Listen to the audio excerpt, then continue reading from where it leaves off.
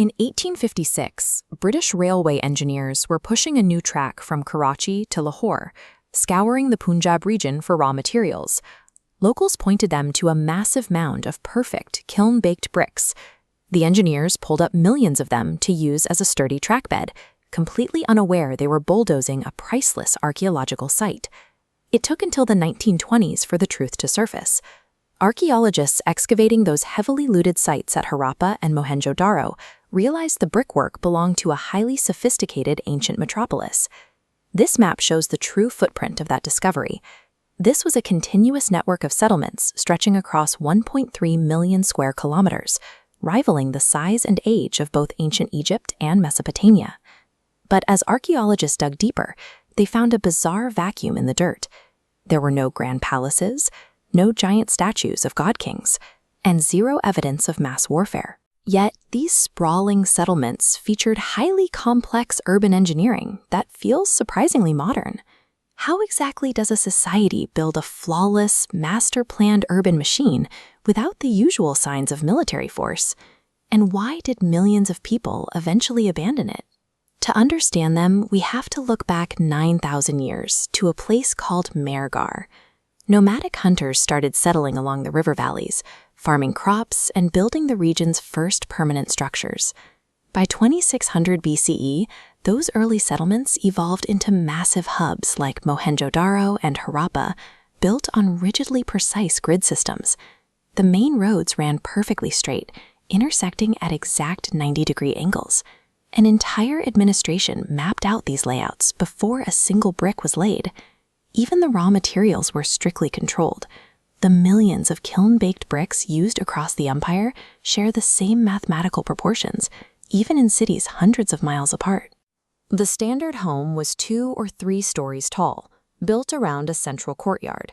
To keep the dust and noise of the main road out, front doors were placed in the narrow side alleys.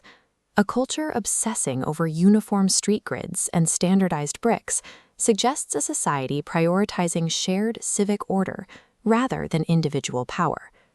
Inside those homes, they achieved something incredible.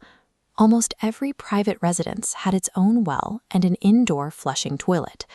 Those private bathrooms drained into a covered underground sewer system running beneath the streets, complete with closely spaced manholes to allow for regular maintenance. They applied this engineering to public structures too. The Great Bath was a massive communal pool, lined with thick layers of naturally occurring bitumen and gypsum to ensure the brickwork remained waterproof. Other empires exhausted their wealth constructing pyramids for dead pharaohs. The Harappans dedicated their best engineering to public health and daily sanitation. The citizens filling these cities were highly skilled artisans.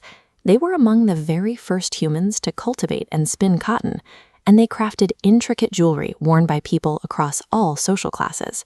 Their art reflects a comfortable, leisurely life. Excavations yield terracotta toy carts, dice, and iconic bronze figures like this dancing girl, showcasing a self-assured, thriving public. They funded this lifestyle through an aggressive maritime economy. Merchants operated out of advanced coastal dockyards like Lothal, sailing across the Arabian Sea to trade directly with Mesopotamia. To keep international commerce running smoothly, they used a civilization-wide system of uniform stone weights. They also stamped their shipments using intricate seals carved with animal motifs and a script we still cannot decipher today. The Harappans built their wealth not by conquering their neighbors, but by standardizing their commerce and becoming an indispensable hub for trade in the ancient world. Around 1900 BCE, the system breaks down. The precise brickwork gets sloppy. The pristine drains choke with debris. The streets begin to empty out. A severe climate shift triggered the collapse.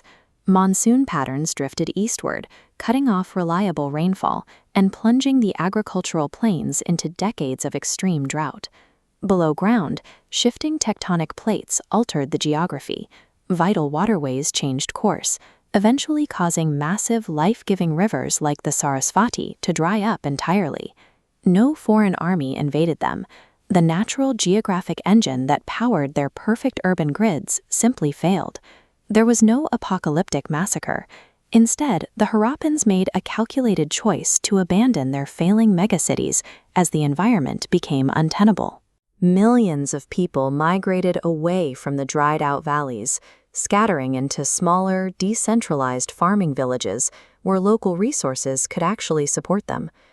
The survivors carried their agricultural knowledge, artisan skills, and culture with them, gradually weaving their legacy into the wider South Asian population, while desert sands buried the grand cities.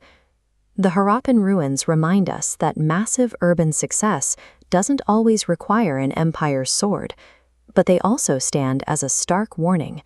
No amount of flawless urban planning can save a civilization when the planet changes the rules.